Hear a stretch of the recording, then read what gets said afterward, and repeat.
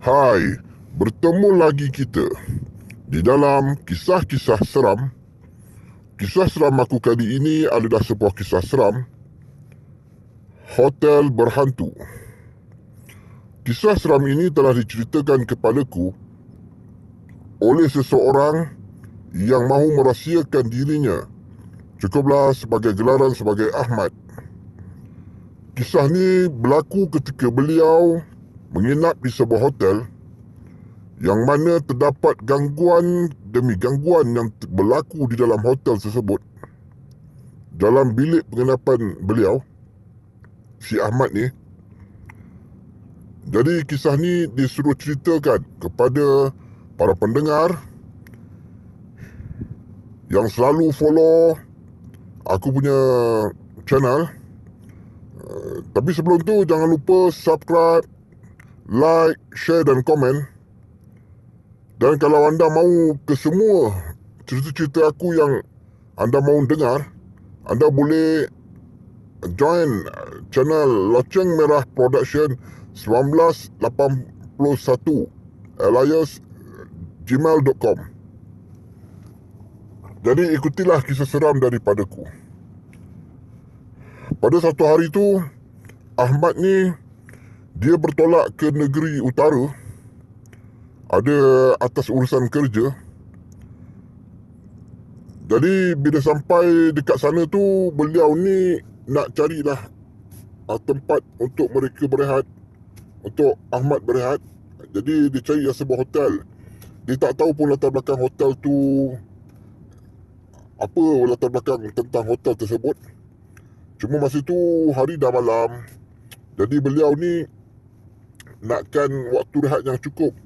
Kerana esok hari beliau ada urusan kerja yang sangat penting untuk diuruskan.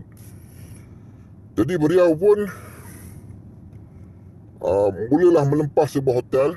Nama hotel ni aku nak rahsiakan, aku tak mau cerita tentang hotel berkenaan untuk kebaikan para pengguna. Jadi beliau pun check in dah hotel tersebut. Sebelum beliau check in hotel, beliau dah perasan sesuatu dekat hotel tersebut. Dia tengok kenapalah kawasan hotel ni macam tak terurus, dengan daun-daun kering yang berselerak. Memang nampak scary dekat hotel ni. Memang nampak agak menakutkan. Hotel ni terletaknya di Pulau Pinang.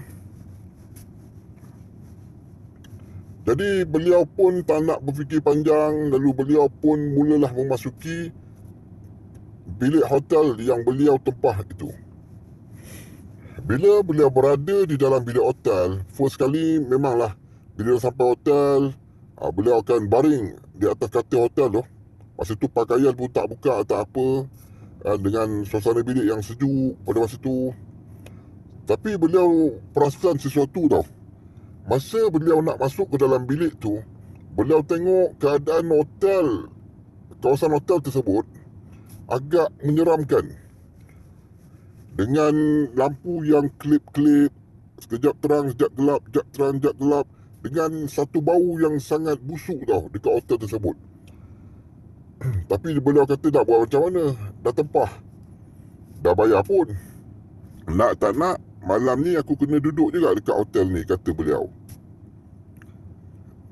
Jadi beliau pun sambil berfikir dan baring, beliau pun terlelap buat seketika. Masa beliau terlelap tu, beliau terasa seperti ada sesuatu yang sedang menarik-narik ibu jari kaki beliau.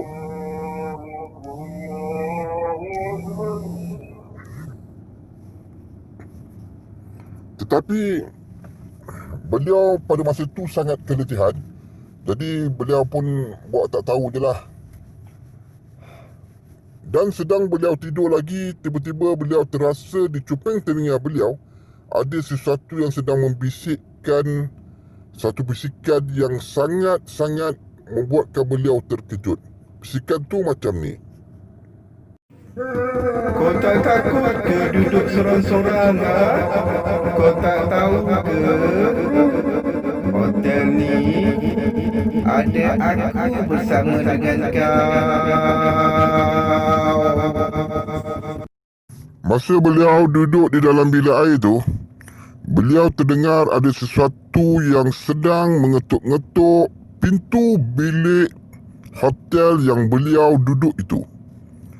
Ketukan tu sangat kuat dan sehinggakan beliau terpaksa berhenti mandi buat seketika. Lalu beliau keluar daripada bilik air dan membuka pintu hotel tu. Siapa tu? Siapa kat luar tu? Tolong ada orang. Tolong ada orang. Tiba-tiba beliau terdengar ada satu suara. Suara ni bunyi dia macam suara budak kecil yang seakan-akan mengantuk, mengatakan, "Aku ada di luar ni. Bukalah pintu. Aku nak masuk ni."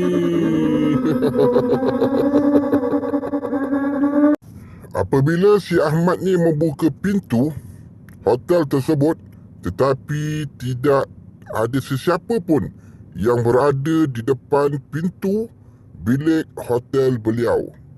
Beliau pun kata, "Astagfirullahalazim. Astagfirullahalazim. Astagfirullahalazim. Siapa ni? Kenapa dengan hotel ni ya? Aku tak. Kenapa ni?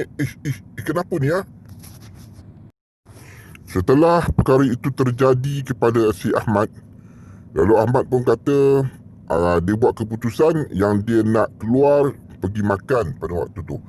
Jadi si Ahmad ni pun dia mulalah siap-siapkan diri dia untuk dia keluar pergi makan malam pada malam tu. Pasal dia pun tak makan lagi. Jadi dia pun keluar. Dia terus menuju ke pintu lift. Tapi malangnya pintu lift yang ditunggu oleh si Ahmad ni tidak terbuka-buka. Sebab pintu lift tu dalam keadaan sedang rosak.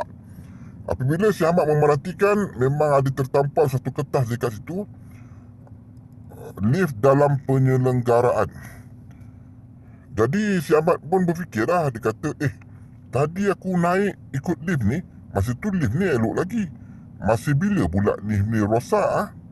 Aku rasa jangka masa aku dengan lift yang rosak ni, aku rasa tak begitu lama.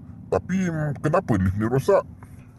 Jadi si Ahmad pun terpaksalah kena turun dengan menggunakan tangga. Masa tu si Ahmad ni memang bengang betul lah. Cakap seorang diri pula tu. Sambil-sambil maki hamun tentang pemilik hotel ini. Dah lah dekat tangga ni bau hancing, bau busuk pula. Macam tak terurus je dengan tikus, dengan lipas. Si Ahmad ni rasa sangat pelik lah hotel ni. Kenapa masih ada lagi hotel yang macam ni yang tak diuruskan oleh tuan punya hotel tersebut? Kenapa tak mampu ke? Kata Ahmad sendirian.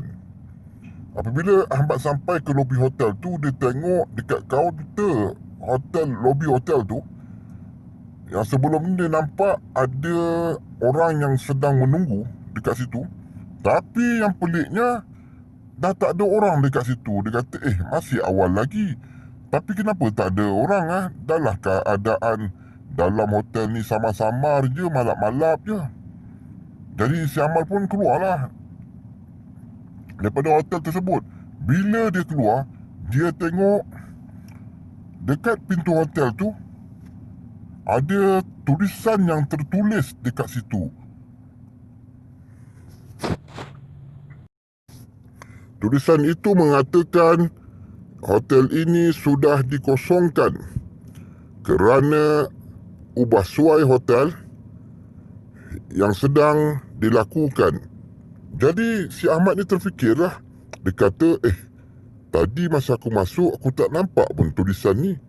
Kenapa tiba-tiba ada je tulisan ni sebenarnya betul ke aku melangkah hotel ni? Betul ke? Dia kata. Jadi bila dia tengok balik, betul-betul dia renungkan. Dia kata, betul lah hotel ni aku masuk. Tapi mana orang lain lah.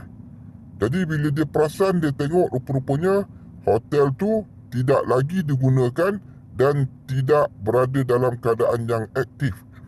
Tadi Ahmad kata, sudah, dia kata. Beg aku dekat atas. Macam mana ni? Jadi Ahmad pun terus naik ke tangga semula dalam keadaan yang begitu takut pada masa tu. Dia naik semula ke atas tangga, dia gunakan tangga tersebut untuk pergi ke hotel dia. Hotel dia tingkat 4. Jadi bila dia sampai dekat hotel tu, dia tengok pintu hotel pun iaitu 408. Jadi Ahmad pun masuk dalam hotel, dia ambil pakaian dia apa semua, dia pun lari keluar. Masa dia lari keluar tu, dia terdengar lagi suara yang mengatakan, "Kau tak takut ke, tinggal sorang-sorang kat sini?" Itulah kisah seram daripadaku, iaitu kisah pengalaman daripada seseorang yang suruh aku menceritakan kisahnya kepada para pendengar.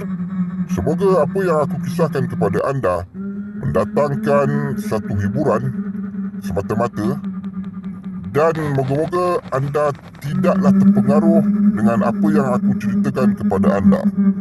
Bertemu lagi kita di dalam kisah-kisah seram yang akan menghantui diri anda. Bye. Selamat mendengar.